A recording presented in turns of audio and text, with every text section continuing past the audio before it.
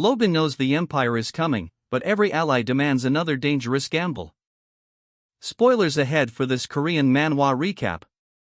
Logan McClain once died as a hardened knight after watching war, occupation, and revenge consume his life. Then he wakes up young again, before his worst choices fully destroy his family ties. That second chance gives him knowledge no noble court, mercenary band, or enemy commander can match, but it also traps him under pressure. He has to gather money, people, weapons, and trust before the future he remembers arrives. Logan's next step begins with polished clothes and dangerous manners. A blonde companion stays close while he receives what looks like a note or invitation, and the mood around him is already too serious for a simple party. He prepares himself like someone walking into enemy territory, then enters a bright noble gathering where every smile feels measured. Older aristocrats, young heirs, and watchful attendants gather around him, including a large blonde noble who greets him with the weight of rank. Outside that formal world, a gray blue-haired young man confronts him in the street, while shadowed adults and strange magical light suggest that someone is arranging trouble from behind the curtain. Logan may be dressed for ceremony, but the gathering becomes another battlefield before the blades even appear. The noble tension gives way to something colder and stranger when Logan examines a glowing purple object and sees a small spirit-like girl inside that eerie light.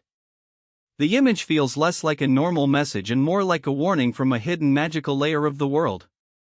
Soon after, he moves through an icy city where the streets are quiet, the buildings loom over him, and dark purple shapes begin creeping into the atmosphere.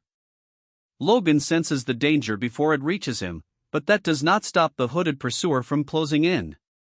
The chase erupts across snowy rooftops and frozen heights, forcing him into a fast aerial struggle with an enemy whose purpose remains unclear. When daylight returns, companions discuss the aftermath, yet another dark figure still seems to be watching. After the chase, Logan is pulled from tense conversation into a fight where hesitation would get everyone killed. Allies and bystanders react from the edges as armored or masked enemies appear under a dark, red pressure. Logan gathers red-black flame around himself and attacks, but the first real shock is how little damage the enemy seems to take.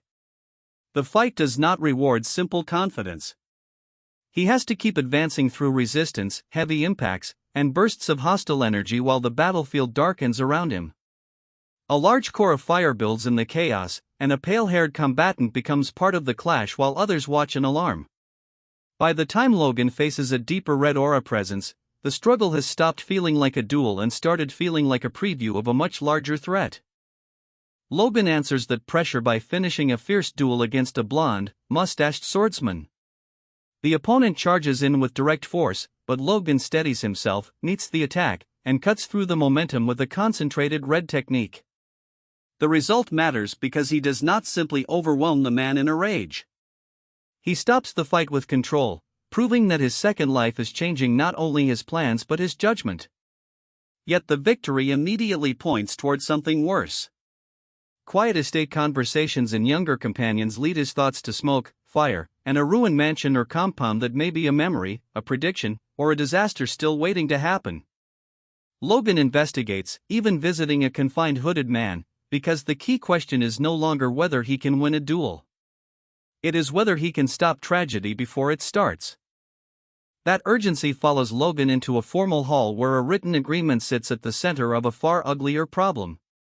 The discussion involves beast-like or demi-human people, an elderly white-haired man, and a contract whose exact terms are hard to read but whose emotional weight is obvious. Logan does not enter the situation like a brute collecting property. He speaks calmly, trying to negotiate through fear, anger, and suspicion. Dark memories or explanations show violence, bodies, beasts, and armed figures, suggesting these people have lived under coercion or discrimination for a long time.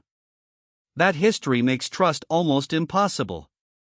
A brown-haired youth panics, beastmen and armed figures react aggressively, claws flash, and golden flame-like power bursts through the room. Logan still holds the document, but now it represents a conflict that may only be solved by changing the balance of power. Logan and the younger companions regroup in tense conversation, but the story does not let them breathe for long. A light-haired youth appears shaken while Logan studies the danger around them, and the rocky setting soon gives way to a colder mountain wilderness. The snow and blue light make the place feel isolated, which is exactly when the threat closes in. A dark enemy rushes toward them, and Logan's alarm turns into action. Red flame-like power gathers around him as he confronts the attacker head-on. The fight spreads across the snowy ground with black impacts, blue-white cuts of energy, and explosive chaos that makes the enemy feel monstrous, armored, or possibly transformed. When the scene returns to dialogue, survival has not solved the problem. The group has only confirmed that another confrontation is waiting beyond the storm. Logan then takes to the forest road with an older, heavily bearded companion who knows the rough situation ahead. Their destination is tied to McClain Fortress, and the warnings are blunt: mercenaries are waiting, past battles have left people barely alive, and the local leaders do not know whether negotiation will protect them or expose them. Logan listens with a composed smile, the kind that only makes sense because he carries knowledge from another lifetime. When they arrive at a bright castle city, the pressure moves into a formal audience with a red-bearded lord or commander. Older nobles and fighters argue over losses, risks, and what to do next, while Logan remains strategic enough to shame a boastful bearded man during the discussion. Outside McClain, armed mercenaries gather in a dark camp, ready to stop waiting and act with their own hands. The military tension opens into a public display where crowds watch a dramatic arena or training ground filled with red banners, weapon flashes, and a glowing stage-like entrance.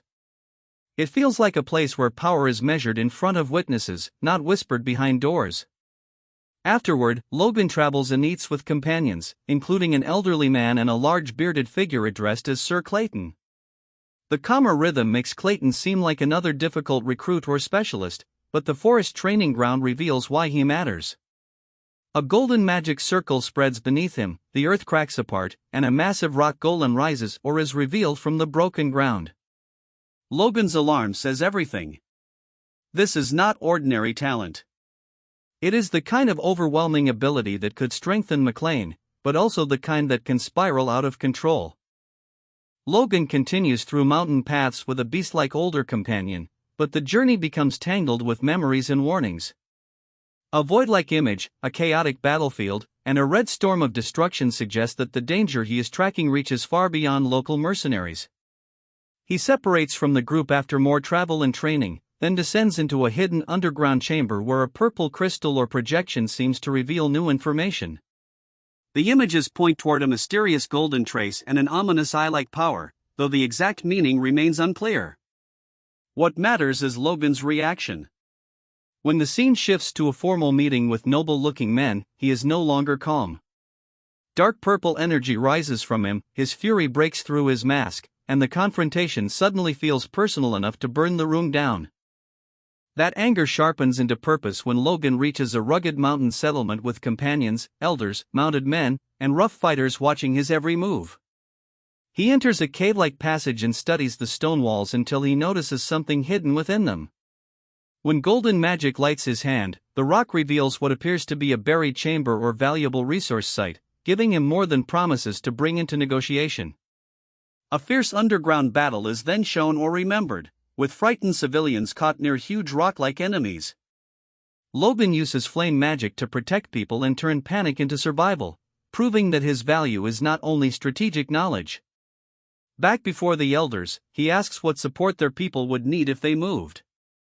The bearded elder chooses trust, and that trust may become Logan's strongest weapon yet. This stretch is where Logan's second chance stops being a personal miracle and becomes a national strategy. He is not just correcting one bad choice or winning one fight. He is learning which nobles are dangerous, which fighters can be recruited, which resources can fund survival, and which oppressed groups might become allies if treated with dignity instead of fear. The manhwa keeps the power fantasy grounded by making every advantage complicated.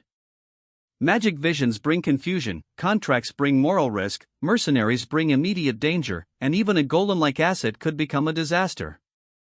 Logan's real growth is not only stronger flame or sharper tactics.